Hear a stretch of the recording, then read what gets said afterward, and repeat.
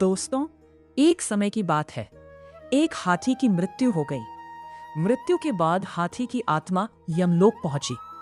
वहां पर हाथी के कर्मों का लेखा जोखा निकाला गया तो पाया गया कि हाथी अपने जीवन में काफी अच्छे से रहा है। तब यमराज ने हाथी से कहा, हाथी, तुमने तो अपने जीवन में कोई बुरे काम नहीं किए। तुम्हारे कर्म भी काफी अच्छे रहे हैं। इसलिए मैं तुमसे तुम्हारी इच्छा पूछ रहा हूं। बताओ, तुम्हें क्या चाहिए? तुम्हारी सबसे बड़ी मनोकामना क्या है? हाथी बोला, यमराज जी, अगर वाकई में आप मेरे कर्मों से प्रसन्न हैं और अगर मेरा दूसरा जन्म होना है तो मुझे किसी भी जीव में जन्म दे दीजिए, लेकिन मेरे ऊपर किसी मनुष्य का अधिकार ना हो। मैं मनुष्य के बंधन में ना रहूं, क्योंकि मनुष्य के साथ रहना सबसे कठिन कार्य है। हाथी की इस बात को सुनकर यमराज काफी हैरान हो जाते हैं और यमराज जी कहते हैं, ये तुम क्या कह रहे हो गजराज?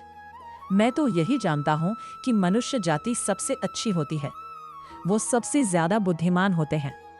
हाथी कहता है कि यमराज जी, यही तो परेशानी है कि मनुष्य जाति सबसे ज्यादा बुद्धिमान। आपको इंसानों के विषय में शायद ज्यादा जानकारी नहीं है, इसीलिए आप ऐसी बातें कर रहे हैं। यमराज बोले, कैसी जानकारी नहीं है मुझे? तुम खुद देखो, यहाँ पर कितने मनुष्य खड़े हैं। उन्हें उनके कर्मों के अनुसार जो मिल रहा है उसे बिना किसी परेशानी के स्वीकार करते हैं। ऐसे में हाथी कहता है कि महाराज, मतलब आपको अब तक किसी जीवित इंसान से पाला नहीं पड़ा है। ये तो मृत हैं, ये तो सिर्फ मनुष्य की आत्माएं हैं। किसी जीवित मनुष्य से मिलिए तो आपको पता चल जाएगा। ऐसे में यमराज काफी हैरान हो गए। तब यमराज जी ने कहा कि ठीक है, तुम्हारी बात को आजमाने के लिए मैं तुम्हारे मालिक को यहीं जीवित मंगाता हूँ। अगर तुम्हारी बात सत्य निकली तो तुम जो कहोगे मैं वैसा ही करूँगा, लेकिन अगर तुम्हारी बात गलत साबित हुई तो तुम्हें वापस उसी मालिक के पास जाकर रहना होगा जहाँ तुम पहले थे। हाथी ने यमराज की शर्त मंजूर कर ली और यमराज को भी हाथी की बातें काफी दिलचस्प लगी और वो किसी जीवित मनुष्य से मिलकर उसके बारे में जानने को उत्सुक हो गए। उन्होंने अपने यमदूत को आदेश दिया कि जाओ, जाकर इसके मालिक को जीवित ले आओ। यमराज की आज्ञा मानकर 4 यमदूत हाथी के मालिक के पास गए, लेकिन अब उनके सामने परेशानी ये थी कि वो मालिक को लेने धरती पर पहुंच तो गए, पर धरती पर जीवित मनुष्य को लेकर जाए तो जाए कैसे? इसीलिए वो लोग उसके सोने का इंतजार करने लगे। जब हाथी का मालिक पलंग पर सो गया तो यमदूतों ने पलंग सहित उसे उठा लिया और वो यमलोक की तरफ उड़ चले। थोड़ी देर बाद जब हरिलाल की नींद खुली, हरिलाल उस मालिक का नाम था, हरिलाल की नींद खुली तो उसने खुद को आसमान में उड़ते हुए पाया। नीचे देखा तो धरती नजर भी नहीं आ रही थी। तब उसने उन 4 यमदूत से पूछा कि आप कौन है, मुझे कहाँ ले जा रहे हो? यमदूत बोले कि हम यमदूत हैं और तुम्हें यमलोक ले जा रहे हैं। तभी हाथी का सेठ कहता है, ये यमलोक तो लोग मृत्यु के बाद जाते हैं, लेकिन मैं तो जीवित हूँ। इस पर यमदूत ने कहा, आज वहां पर एक जीवित व्यक्ति की जरूरत है। दरअसल एक हाथी ने यमराज से कहा है कि जीवित व्यक्ति को लेकर आओ, तब आपको पता चलेगा। अरे, वह तो मेरा हाथी है जिसकी आज मृत्यु हुई है, लेकिन उसने मुझे ऊपर बुला लिया।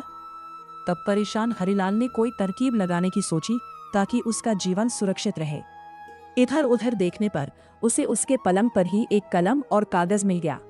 उसने उस पर कुछ लिखा और थोड़ी देर में ही वो यमलोक पहुंच गया। जब वो यमराज के सामने पहुंचा तो यमराज जोर जोर से हंसने लगे और हाथी की तरफ देखकर बोले, यह लो, तुम्हारा मालिक आ गया। अब यह अदना सा इंसान भला क्या कर लेगा? हाथी बोला, थोड़ा सब्र कीजिए महाराज, आपको सब पता चल जाएगा। इधर आओ। लेकिन बीच में ही रुककर हरिलाल कहता है, यमराज, क्या आपको पता है कि मैं कौन हूँ? तभी यमराज जी कहते हैं, मैं तो सिर्फ इतना जानता हूँ कि तुम इस हाथी के मालिक हो, इसके अलावा मैं तुम्हारे बारे में कुछ नहीं जानता। अब तुम ही बताओ कि तुम कौन हो? तब हरिलाल कागज यमराज को देते हुए कहता है, यह लीजिए, आप खुद ही पढ़कर जान लीजिए कि मैं कौन हूँ। यह वही कागज था जिस पर उसने आते हुए कुछ लिखा था। जब यमराज ने वो कागज खोलकर पढ़ा तो यमराज हैरान रह गए और अपने सिंहासन इसके बाद यमराज ने खुद हरिलाल को अपने सिंहासन पर बिठा दिया। जैसे ही वो सिंहासन पर बैठा, उसने सबसे पहले यमराज से कहा, यमराज, आज से यमलोक पर से आपका शासन खत्म हुआ। आज से मैं यहाँ का राजा हूँ। मैं जैसा कहूँगा हर किसी को वैसा ही करना होगा। तब हाथी कहता है कि यमराज जी, आप देखिए आगे आगे होता है क्या। तभी हरिलाल कहता है कि अब से स्वर्ग और नर्क का झंझट खत्म, सभी के सभी स्वर्ग जाएंगे। अब देखते ही देखते नर्क में रहने वाले लोग स्वर्ग में आ गए। अब नर्क का द्वार बंद कर दिया गया। जिस किसी की भी मृत्यु होती तो सीधा स्वर्ग जाता। इधर हरिलाल मन ही मन में यह भी सोच रहा था कि जिस दिन मेरी सच्चाई यमराज के सामने आ जाएगी तो मुझे तो मार दिया जाएगा। ऐसा सोचकर उसने दान पुण्य करना शुरू कर दिया और चित्रगुप्त से कहा कि यहाँ जितने भी प्राणी हैं उनका हिसाब किताब करके मुझे बताओ कि किसने कितने कर्म और किसने कितने कुकर्म किए। तब चित्रगुप्त ने सबके बारे में बता दिया कि किसे कौन सी सजा मिलनी है। तब हरिलाल ने चित्रगुप्त से कहा, इन सब की सजा माफ कर दो, किसी को कोई सजा नहीं होनी चाहिए। तब हरिलाल हाथी की ओर देखकर बोला, क्यों गजराज, कैसे हो? तुम्हारी मृत्यु हुई तो मुझे भी अपने पीछे बुला लिया। हाथी हरिलाल के नजदीक जाकर बोला कि मालिक, नीचे तो आप मेरे मालिक हैं, लेकिन एक बात बताइए कि आप यमलोक के मालिक कैसे बन गए? हरिलाल ने कहा, ये राज की बात है तो मैं कैसे बता दूं? मालिक, मुझे भी इंसान बना देना, नीचे जाकर आपका नौकर बनकर रहूंगा, लेकिन ये राज मुझे बता दो। तब हरिलाल ने उसे बताया कि जब यमदूत मुझे लेकर आ रहे थे तो मैं काफी डर गया था। संयोग से मेरे पास एक कागज था, मैंने उस पर लिख दिया कि यमराज, धरती से जो मनुष्य आपके पास आ रहा है उसे अपना सिंहासन दे देना, और उसके नीचे मैंने भगवान विष्णु के हस्ताक्षर कर दिए। अब हाथी इंसानों की बुद्धिमानी से और भी ज्यादा हैरान हो गया। फिर उसने हरिलाल से कहा कि मालिक, कृपा करके मुझे इंसान ही बनाना, मैं आपका नौकर बनकर रहूंगा। हरिलाल बोला, ठीक है, लेकिन ये बात किसी को बताना मत। हाथी ने भी हाँ में सिर हिला दिया। धीरे धीरे करके 7-8 दिन बीत गए। स्वर्ग में नर्क लोक बंद हो चुका था। कुछ ही दिनों में पूरे देवलोक में यह बात फैल गई कि अब नर्क का अस्तित्व खत्म हो चुका है। उधर भगवान श्री हरि विष्णु सोच में पड़ गए कि यमलोक में ऐसा कौन आ गया है जिसने मेरे सारे नियमों को तोड़ने का काम किया है। आखिर कौन है वो जिसने सारी व्यवस्था को तहस नहस कर दिया है।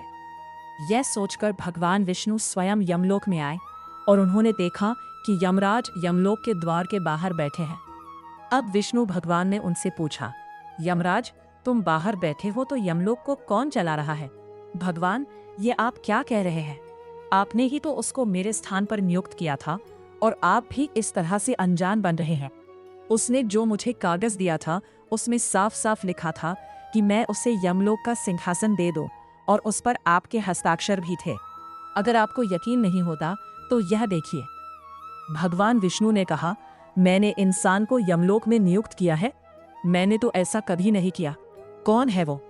फिर भगवान विष्णु थोड़ा सोचकर कहते हैं, यमराज, कहीं तुमने किसी जीवित मनुष्य को यमलोक तो नहीं बोला? आप बिल्कुल सही कह रहे हैं प्रभु, मैंने एक जीवित इंसान को ही यमलोक में मंगाया है। तभी यमराज ने शुरू से लेकर अब तक की सारी बात भगवान श्री हरि विष्णु को सुना दी। ऐसे में भगवान विष्णु को हंसी आ गई और वो मुस्कुराते हुए बोले, यमराज, तुम अब भी नहीं समझ पाए कि उस मनुष्य ने तुम्हें झूठा पत्र दिया। उस पर मेरे नहीं बल्कि उसके खुद के हस्ताक्षर थे जो उसने मेरे नाम से किए हैं। अगर वो तुम्हें पत्र नहीं देता तो तुम उसे बुद्धिमान नहीं समझते। तुम्हें उसकी होशियारी का अंदाजा कैसे लगता? भगवान विष्णु की ये बात सुनकर यमराज ने अपने सिर पर दोनों हाथ रख लिए। अब उन्हें सारा माजरा समझ में आ चुका था।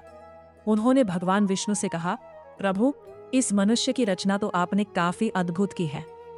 जैसे ही भगवान विष्णु यमराज के साथ यमलोक आए, हरिलाल अपने सिंहासन से उठकर नीचे हो गया और भगवान विष्णु से बोला, प्रभु, मुझे तो आपका ही इंतजार था। मैं कब से यही सोच रहा था कि कब आपके दर्शन होंगे और मुझे इस कार्य से मुक्ति मिलेगी। तब भगवान ने मुस्कुराते हुए कहा, तुम बहुत चालाक हो। देखो यमराज, जीवित व्यक्ति को यमलोक बुलाने का क्या परिणाम हुआ। जब इसे लगा कि मैं इसे दंड देने वाला हूं, तो यह मुझे खुश करने में लग गया। किसी भी इंसान को समझना किसी के लिए आसान नहीं है। यमराज ने हाथी से कहा, गजराज, तुम शर्त जीत गए। मैं अब तक यही समझता था कि हम देवताओं से अधिक समझदार और कोई भी नहीं है, परंतु मैं गलत निकला। पर आज तुम्हारी वजह से मेरे सारे भ्रम दूर हो गए। अब चूंकि हाथी यमराज से शर्त जीत चुका था, ऐसे में उसने यमराज से कहा कि यमराज जी, आप मुझे भी मनुष्य बना दे। यमराज ने उसकी शर्त मान ली और हरिलाल को वापस धरती पर भेज दिया। लेकिन यमलोक की सारी बातें उसके दिमाग से निकाल दी, यानी सारी याददाश्त उसकी यमलोक की मिटा दी। यानी कि हरिलाल को यमलोक की कोई भी बात याद नहीं रही और वो फिर से आम जिंदगी जीने लगा। दोस्तों, इस कहानी से हमें यही सीख मिलती है कि इंसान को हर हाल में अपनी बुद्धि का इस्तेमाल करते रहना चाहिए। अगर वो चाहे तो किसी भी मुसीबत का सामना आसानी से कर सकता है, जिस तरह से हरिलाल ने किया था। तो दोस्तों, हमारी ये कहानी आपको अच्छी लगी हो तो एक लाइक करके वीडियो को शेयर करें और इसी तरह की कहानी सुनने के लिए हमारे चैनल को सब्सक्राइब जरूर कर लें।